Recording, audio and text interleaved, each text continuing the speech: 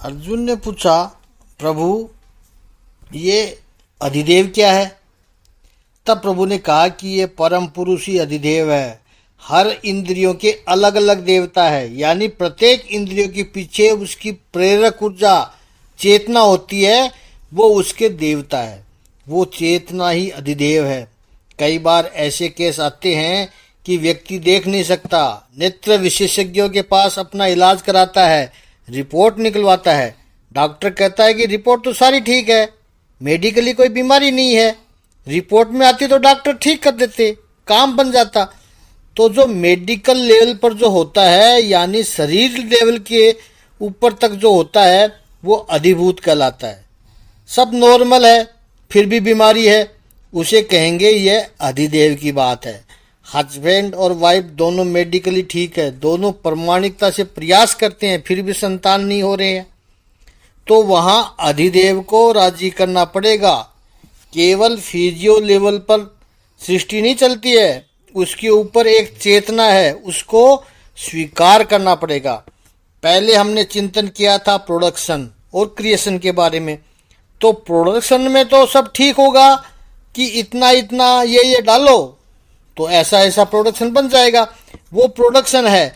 लेकिन क्रिएशन में there is a divine power, divine intervention, वो अधिदेव है।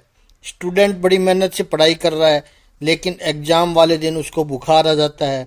समय पर एग्जाम देने निकला है, लेकिन रास्ते में लंबा जाम मिल जाता है, परीक्षा नहीं दे पाता है। व्यापारी मेहनत से काम कर रहा है, लेकिन फिर भी कामयाब नहीं हो पाता है। उसका कॉम्पिटिटर कम मेहनत करके भी कामयाब हो जाता है।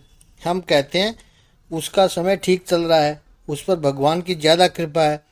वो जो एक्स्ट्रा समथिंग है, दैट इज कॉल्ड अधिदेव। उसको समझना पड़ेगा। यदि जीवन में सफल होना है, जीवन को सुखी बनाना है, तो ये अधिदेव की ऊर्जा जब तक नहीं आएगी, यानी प्रत्येक इंद्रिय की जो चालक है, देवता है, शक्ति है, उसको जागृत करना पड़ेगा। जैसे हम पंडित जी को कहते हैं कि हमें गणेश जी का अनुष्ठान करना है, तो वो कहेगा गणेश जी की स्थापना तो होगी ही, उसके साथ कुल देवी देवता की, नवग्रहों की व समस्त देवताओं की भी आहुति लगेगी। चाहे आपकी साधना सकाम हो या निष्काम हो, वो सब आपकी उपलब्धि के लिए हो रहा है, क्योंकि ये सब देवता हमारे अलग अलग अंगों को ऊर्जा देते हैं, तो उनको संतुष्ट करना पड़ेगा। तभी आपकी वो जो मुख्य आराधना है वो सफल होगी। सारे देवताओं का उपकार है हमारे ऊपर।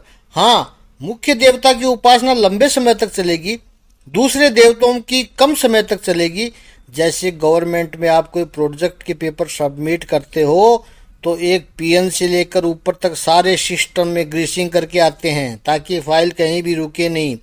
छोटा सा चपरासी को भी इग्नोर नहीं कर सकते हैं वहाँ भी वो भी फाइल को रोक सकता है। ऐसे ही कर्मकांड में यदि एक आहुति भी किसी की देना भूल गए या किसी देव को इग्नोर किया, तो वो रुकावट पैदा अवश्य कर देगा, सारी मेहनत बेकार हो जाएगी, सारा प्रोसीजर निभाना पड़ेगा।